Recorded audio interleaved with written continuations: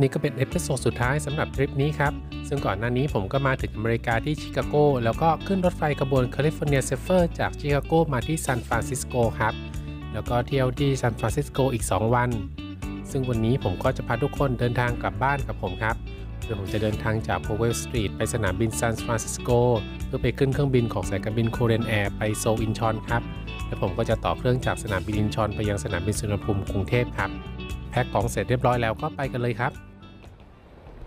ตอนนี้ผมก็เช็คเอาท์จากโรงแรมเรียบร้อยแล้วครับซึ่งผมก็กำลังเดินไปขึ้นรถไฟบาสที่สถานีโพเวลสตรีทเพื่อไปสนามบินซานฟรานซิสโกครับ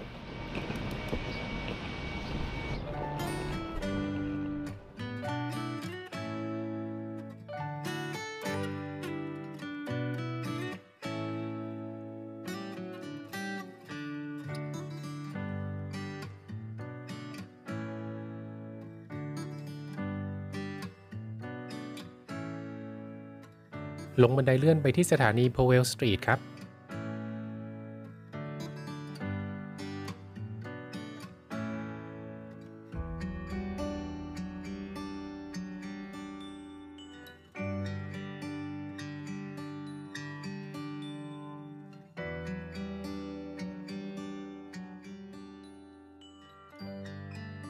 ค่าโดยสารไปซานฟรานซิสโกอินเตอร์เนชั่นแนลแอร์พอร์ตก็อยู่ที่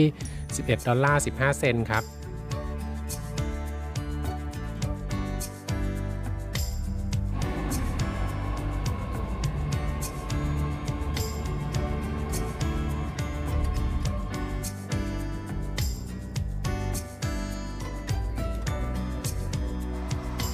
รถไฟที่จะไปสนามบินซานฟรานซิสโกมาแล้วครับ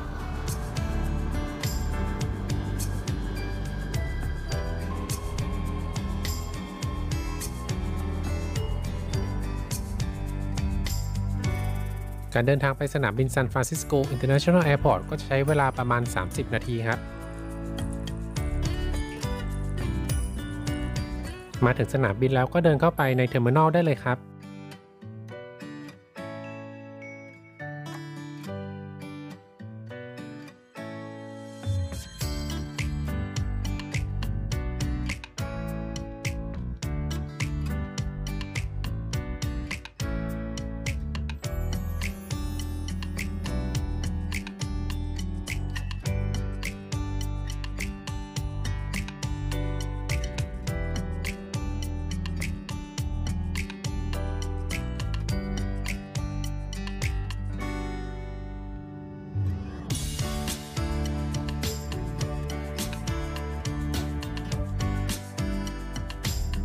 เดี๋ยวผมก็จะเดินไปที่เคาน์เตอร์เช็คอินของ Korean Air ครับ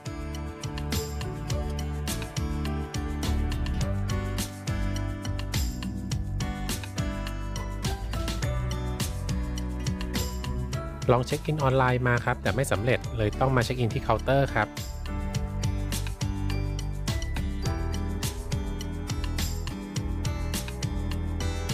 พอเช็คอินเสร็จแล้วก็ผ่านด่านตรวจความปลอดภัยหรือ TSA ครับเสร็จแล้วก็จะเข้ามาที่เกตได้เลยครับจะไม่มี Immigration ขาออกเดี๋ยวผมจะไปหา Lounge นั่งก่อนครับซึ่งผมจะใช้สิทธิ์ของ Lounge Key ซึ่งจากที่เช็คในแอปก็พบว่าสามารถใช้ Lounge ของสายการบิน Virgin Atlantic ได้ครับประตูที่เห็นทางด้านซ้ายจะเป็น Lounge ของ China Airlines ครับ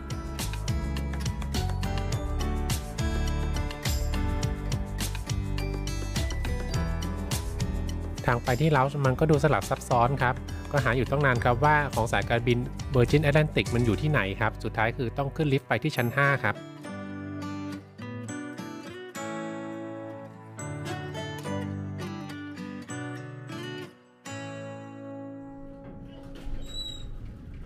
แต่พอขึ้นมาแล้วก็ต้องพบกับความผิดหวังครับเพราะเจ้าหน้าที่บอกว่าไม่รับบัตร Lounge Key แล้วครับ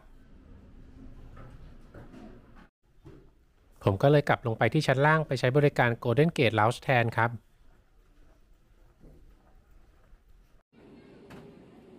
Lounge นี้ก็เป็น Lounge เล็กๆครับมีอาหารเครื่องดื่มในปริมาณที่โอเคอยู่ครับแต่ที่นั่งจะน้อยไปนิดนึง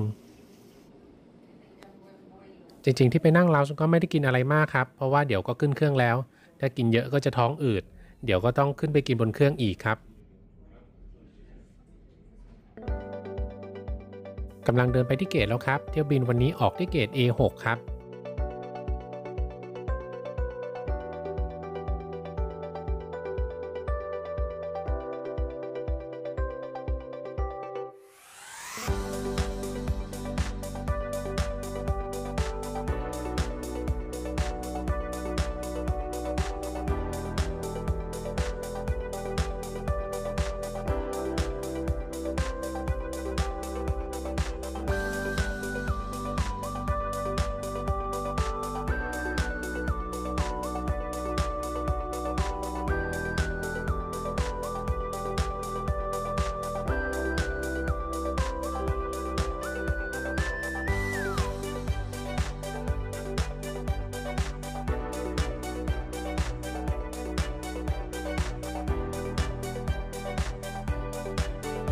เครื่องบินที่จะเดินทางในวันนี้ก็มาจอดรออยู่แล้วครับเป็นเครื่องบิน Boeing 777-300ER หมายเลขทะเบียน HL 7202อายุการใช้งาน 7 ปีครับ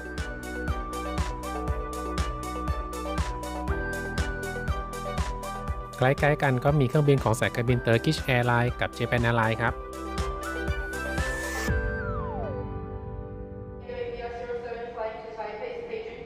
ส่วนอีกด้านก็จะมีเครื่องบินของ Aero Mexico กับ EVA Air ครับได้เวลาบอร์ดดิ้งแล้วครับด้วยความที่พื้นที่เกตมันค่อนข้างแคบครับมันก็เลยดูวุ่นวายยังไงไม่รู้ครับ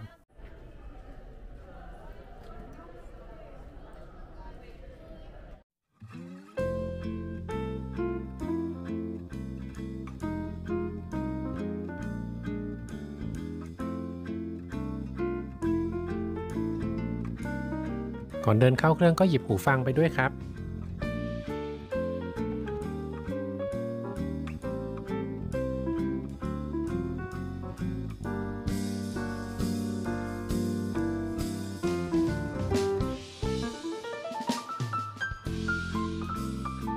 พอเข้ามาแล้วก็จะผ่านชั้น Business ก่อนครับ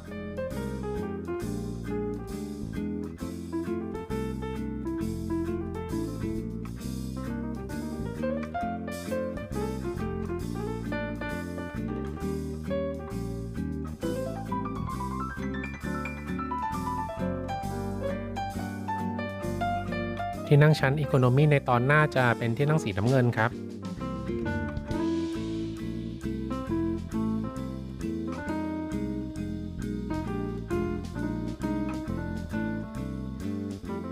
ส่วนที่นั่ง Economy ในตอนหลังจะเป็นสีน้ำตาลครับซึ่งที่นั่งของผมวันนี้จะอยู่แถวเกือบสุดท้ายเลยครับซึ่งจะมีข้อดีคือมันจะมีแค่2ที่ครับสำหรับ Leg Room ก็ค่อนข้างกว้างเลยครับที่นั่งก็เป็น Economy ทั่วไปครับก็จะมีจอทีวีส่วนตัวมีช่องเสียบ USB มีรีโมทคอนโทรลครับแล้วก็มีที่วางแก้วครับส่วนถาดอาหารก็จะเป็นแบบพับ2ตอนครับ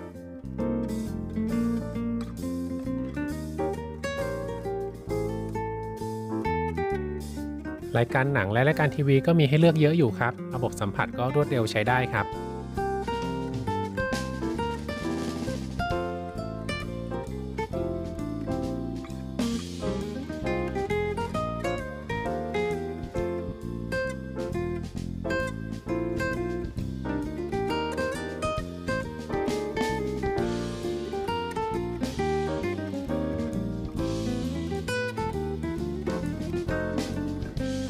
Amenity Kit ของชั้น Economy ก็จะมีรองเท้าแตะกับแปรงสีฟันครับ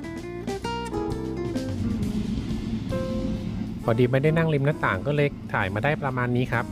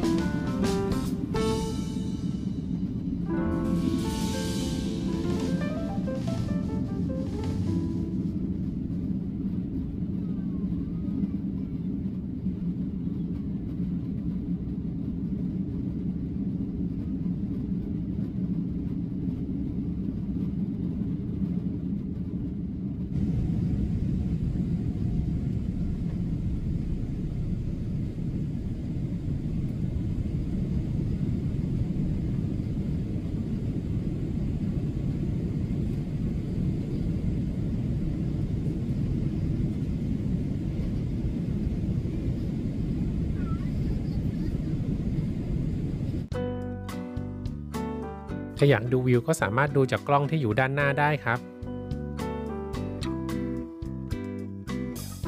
เที่ยวบินนี้ผมเลือกเป็นอาหารซีฟู้ดครับอาหารมื้อแรกที่ได้มาก็เป็นสเต็กปลาแซลมอนชิ้นโตครับส่วนเครื่องเคียงก็จะเป็นเหมือนผู้โดยสารท่านอื่นครับ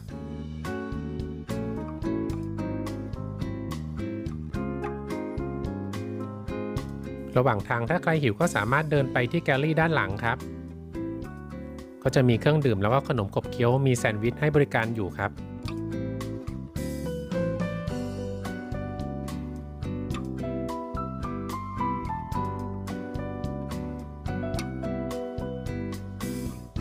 ผู้โดยสารชั้นอีโคโนมีก็ค่อนข้างที่จะเต็มลำอยู่ครับสำหรับเที่ยวบินนี้ช่วงกลางทางก็จะมีเสิร์ฟมิดไฟสแน็คครับ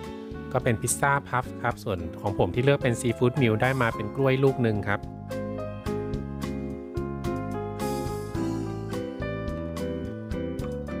ตอนนี้ก็มารอใช้ห้องน้ำที่อยู่ด้านท้ายเครื่องครับ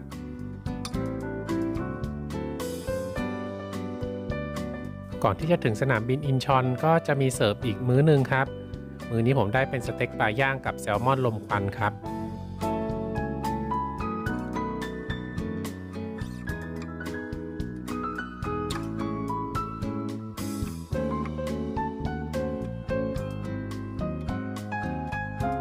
ตอนนี้เครื่องก็กำลังจะแลนดิ้งที่สนามบินอินชอนครับ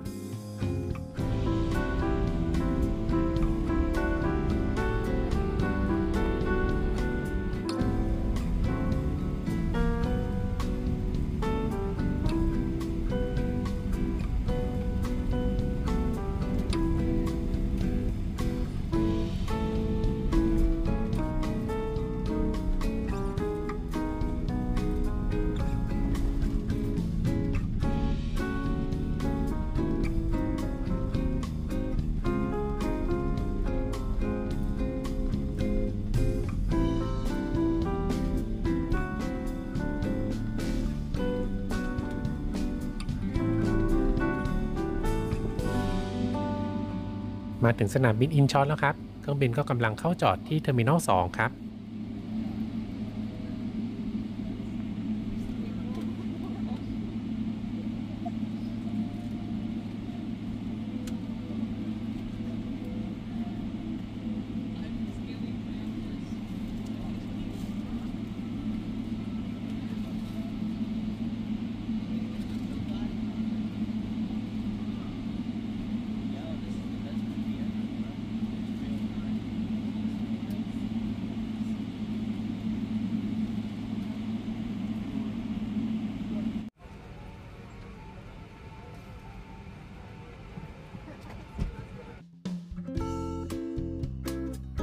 เที่ยวบินวันนี้มาถึงสนามบินอินชอนตรงเวลาครับ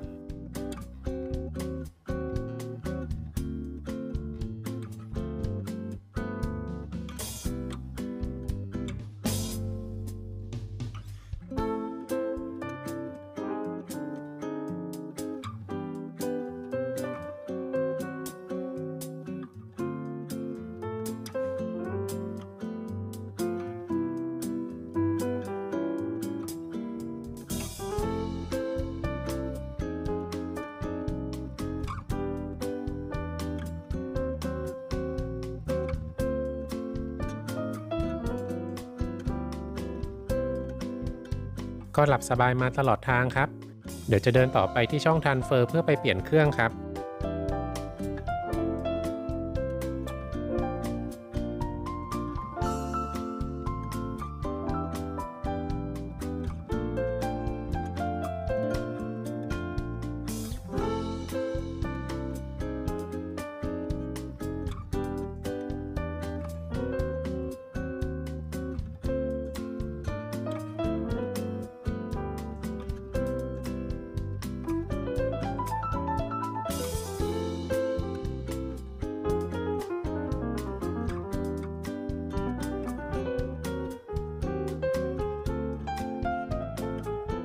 รอบนี้ก็เดินไกลพอสมควรเลยครับจะมาเปลี่ยนเครื่องผมก็แนะนำว่าควรจะเผื่อเวลาสัก2 ชั่วโมงครับเผื่อเรื่องดีเลย์แล้วก็การเดินยาวๆแบบนี้ครับ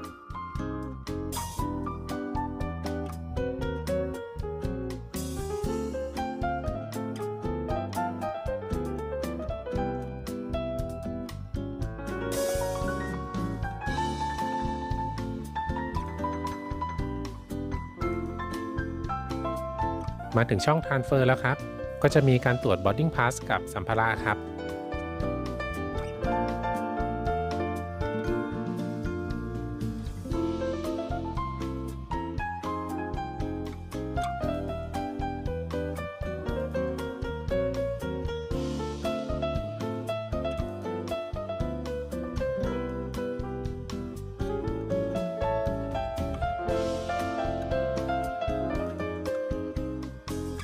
มาที่ Information Kiosk ครับมาหาทางไป Sky Hub Lounge ครับ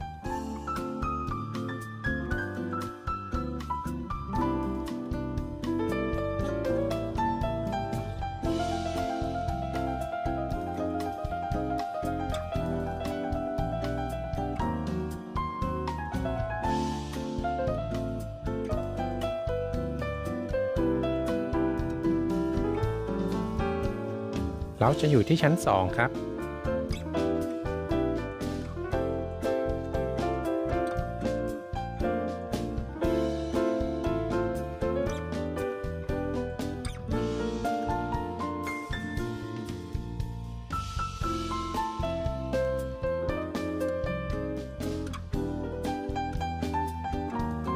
พอขึ้นมาแล้วก็เห็นว่ามีคิวยาวอยู่ครับก็เลยเดี๋ยวจะไปลองที่ Martina Lounge ครับ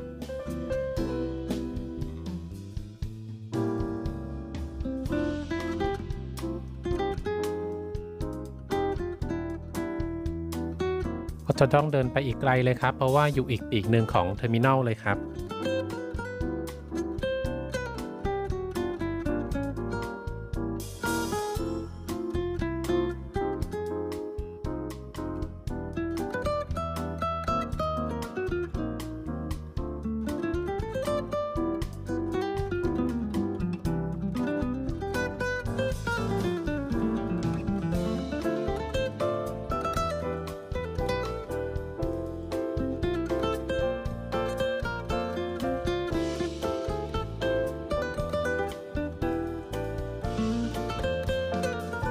แต่พอมาถึงแล้วก็พบว่าแถวยาวกว่าเราเมื่อกี้อีกครับ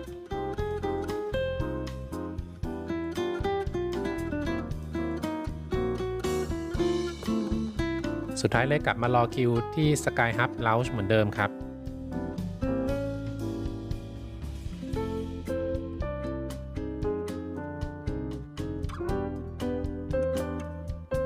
ได้เวลาไปขึ้นเครื่องกลับกรุงเทพแล้วครับ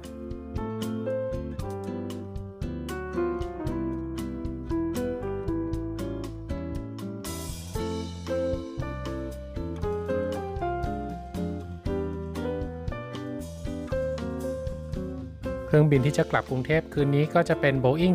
777-300 ครับ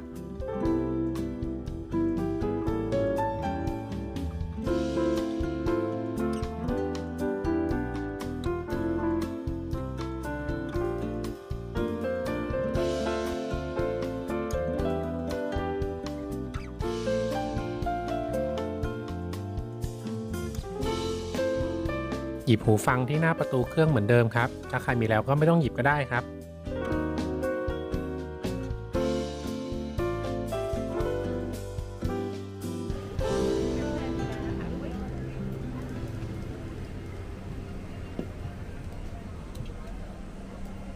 เข้ามาแล้วก็จะเจอกับชั้น Business Class ซึ่งจะเป็นแบบเก่าครับยังเป็นแบบ 232 ครับ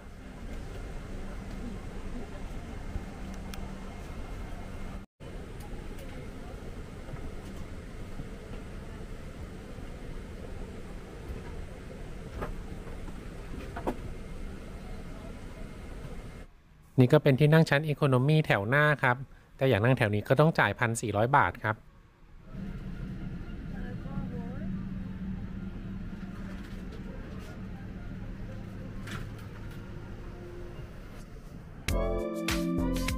ถึงที่นั่งของผมแล้วครับจอก็จะเป็นแบบเก่าครับแต่ก็ยังใช้งานได้ดีอยู่ครับส่วนอุปกรณ์อื่นๆก็จะเหมือนกับเที่ยวบินเมื่อกี้นี้ครับก็จะมีรีโมทมีช่องเสียบ USB มีที่วางแก้วแล้วก็มีปลั๊กไฟอยู่ที่ใต้ที่นั่งครับ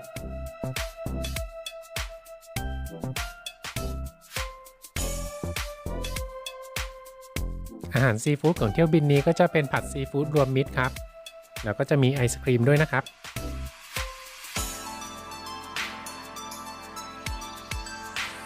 ห้องน้ำก็จะเป็นแบบปกติของเครื่อง 777 ครับ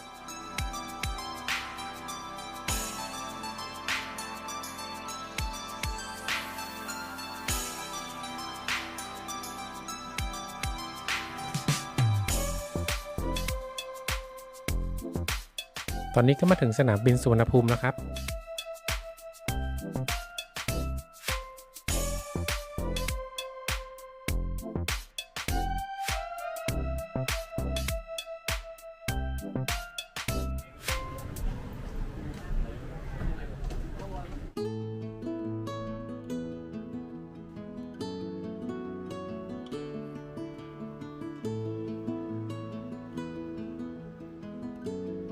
เที่ยวบินวันนี้ก็จะรับกระเป๋าที่สายพาน 19 ครับ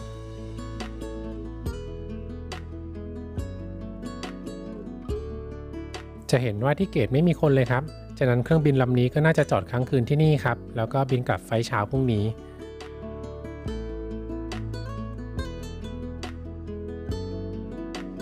ตอนนี้เวลาก็เกือบจะตี 1แล้วครับก็เป็นอันจบทริปไปนั่งรถไฟขบวนที่สวยที่สุดของอเมริกาแคลิฟอร์เนียเซฟเฟอร์ครับแล้วก็เที่ยวที่ซานฟรานซิสโกอีก2 วันก็ขอขอบคุณที่ติดตามชมมาตลอดทุกเอพิโซดครับสำหรับใครที่มาเจอเอพิโซดนี้เป็นครั้งแรกก็สามารถย้อนกลับไปดูเอพิโซดก่อนหน้านี้ได้รวมถึงทริปก่อนหน้านี้ของผมครับแล้วก็อย่าลืมกด Subscribe ให้ผมด้วยนะครับ